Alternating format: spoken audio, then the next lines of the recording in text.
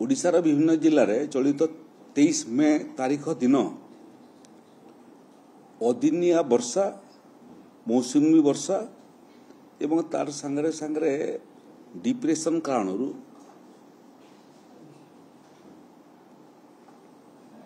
वर्षा जोगु पानी जोगु गुड़िए जिलार धान फसल पनीपरिया फसल और अन्य फसल नष्ट होता। ये खबर पाइला परे 24 तारीख दिन मु संबलपुर थिवा समय जिलापाल मान सहित क्षतिग्रस्त जिलार वीडियो कॉन्फ्रेंसिंग रे जोड़ी होती। राजस्व विभाग और अन्य विभाग अधिकारी माने थिले सेमानकु परामर्श दिया जे क्षयक्षतिर शीघ्र आकलन करी रिपोर्टटा राजस्व विभाग को देवाई एवं अदिनिया वर्षा को मध्य आमे प्रथम थर पर ओडिशा रे प्राकृतिक विपर्यय भाव में गणना करिवार निष्पत्ति नैथिलु।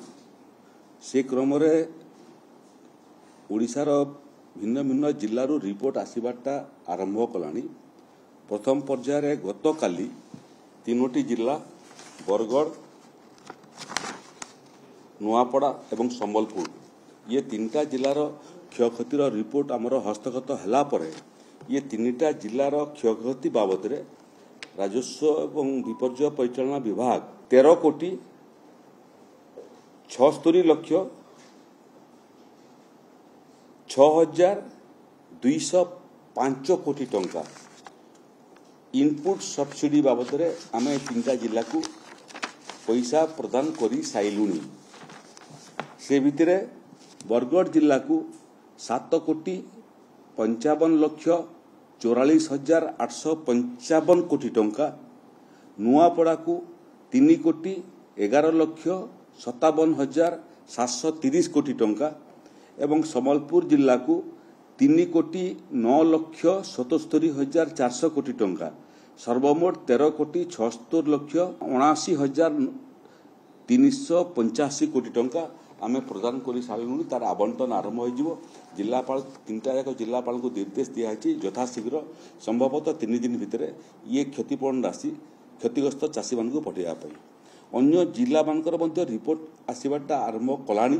सेमानकर मध्य सबु जिला कोनोसी जिलार कोनोसी चाषी जोठी गोटे क्षेत्र फसल मध्य नष्ट होईची सेमाने मध्य विचलित होंतु नहीं। समस्तक पाखकू क्षतिपूरण राशि पहुंचीबो।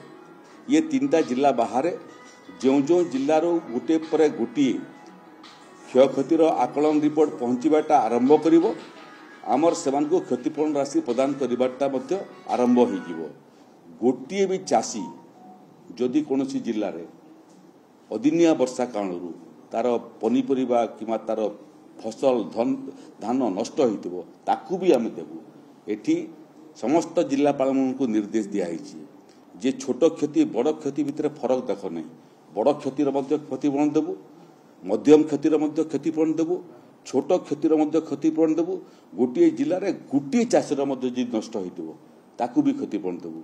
आउ ए बाबद विचलित नापी मुझार चाषी समाज को अनुरोध करुच्ची जो माने राजनीतिक दल माने या राजनीतिक प्रसंग करने चाहते विभिन्न जगार आंदोलनात्मक कार्य पदक्षेप नौकरी से माने राजस्व विभाग अधिकारी मानू ताकर काम शीघ्र करने सुजोग दिंतु। जिते शीघ्र आकलन सरिबो सेते शीघ्र रिपोर्ट आसीबो। जिते शीघ्र रिपोर्ट आसीबो सेते शीघ्र इनपुट सब्सिडी परिमाण जिला को पहुंचीबो। जिते शीघ्र पहुंचीबो सेते शीघ्र चाषी माने तांकर इनपुट सब्सिडी पाइबे। तेणु सरकार एवं सरकारंकर क्षतिपूरण राशि को विलंबित करने दयाकोरी केही प्रयास करंतु नाही।